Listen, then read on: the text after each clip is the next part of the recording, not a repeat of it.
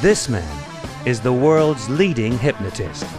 Pioneering, unconventional, considered by some to be dangerous. He'll do whatever it takes to cure a problem. When other hypnotists can't crack a case, they call Dr. Richard Bandler. I've been called everything from a charlatan to a genius. Whether they look at me as being really magical or whether they look at me as being a charlatan, the truth is, I get results when they don't. Tonight, Bandler tackles Ricky Johnson's crippling claustrophobia. Victim of a planejacking 27 years ago, she now experiences a fear of flying and an acute anxiety whenever she's confronted by confined spaces. Above all, she wants to fly again so she can visit her grandchildren she hasn't seen in 3 years. Ricky's condition is affecting every aspect of her life, and it's getting worse. Anything that I can do that'll help me through this would be welcome. Can the king of hypnotism cure Ricky's claustrophobia? I believe anybody can change anytime, any place, anything.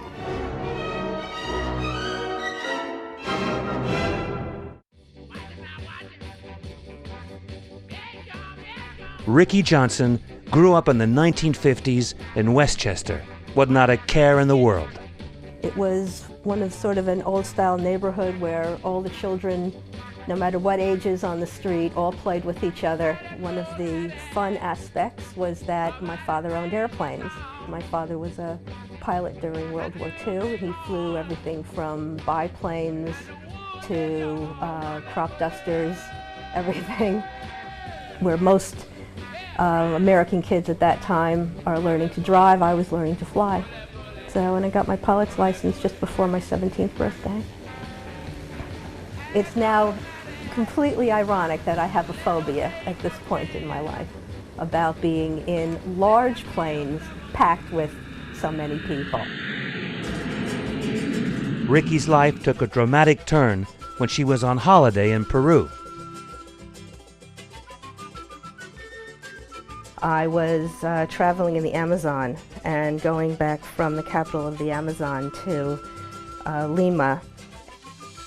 Tragically for Ricky, the plane she was on was hijacked by Maoist guerrillas, the Shining Path. It was terrifying. Their masks and Uzis. It was very hot.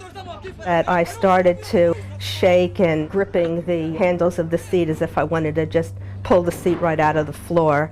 No air coming in. There were points where I didn't think I'd ever see the States again. I was basket case on that plane. Sorry, I'm just,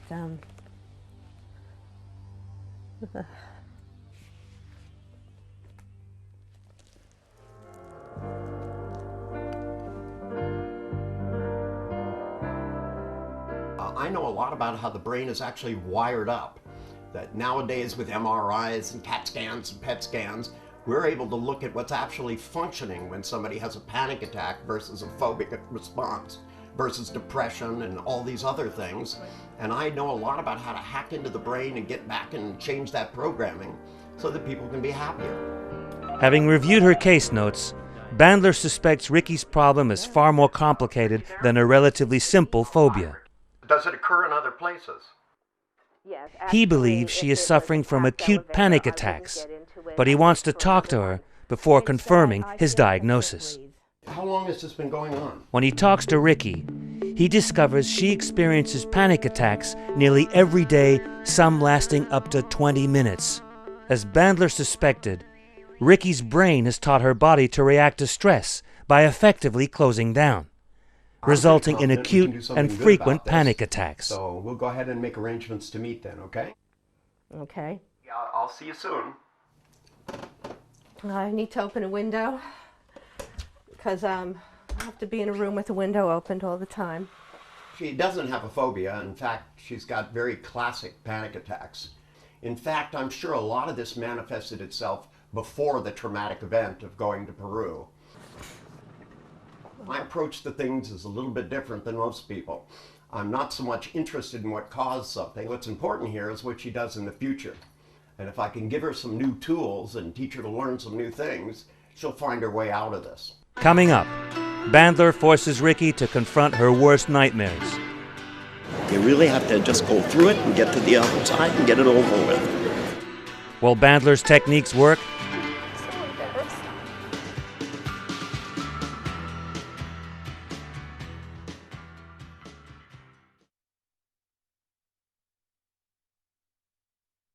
Ricky Johnson suffers from acute panic attacks I have to be in a room with the window opened all the time.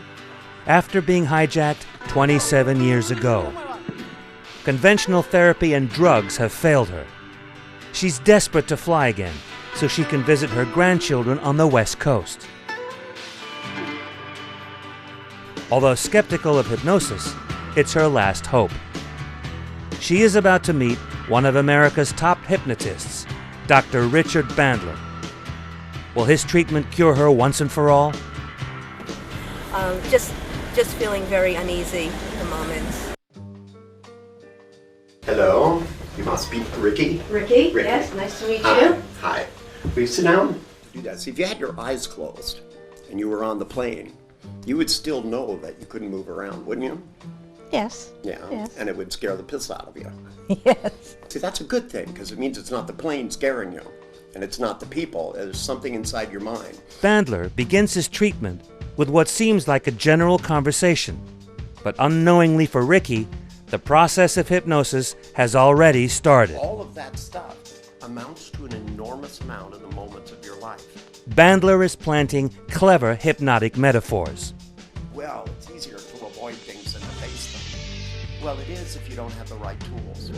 The first technique Bandler wants to teach Ricky is one he invented called fast phobia disassociation. Okay, let the picture come up and write it out now. That's it. First, he confronts her trauma, the hijacking, an event she believes has blighted her life. Your imagination is a trap. If you can imagine in your mind this event with the terrorists, you feel like it's happening. He gets her to play the events backwards in her mind, gradually reducing the size of pictures, the colors, and introducing a comic soundtrack.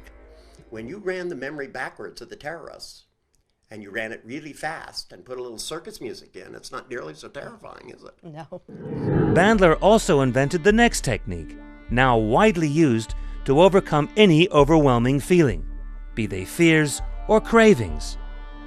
Bandler noticed that feelings start in the pit of the stomach and spread upwards through the body until it overwhelms the individual.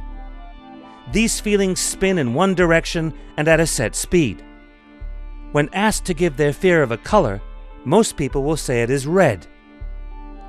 Bandler gets his patients to imagine the fear as a spinning red circle. He then gets them to visualize reversing the spinning circle, giving it another color, such as blue. This produces different chemicals in the body, altering the neural networks in the brain. Feels better, doesn't it? Moving it out. By changing the brain's responses to certain feelings, the patient develops a new sense of control over their fears. Okay. That's right. The third technique is formal hypnosis.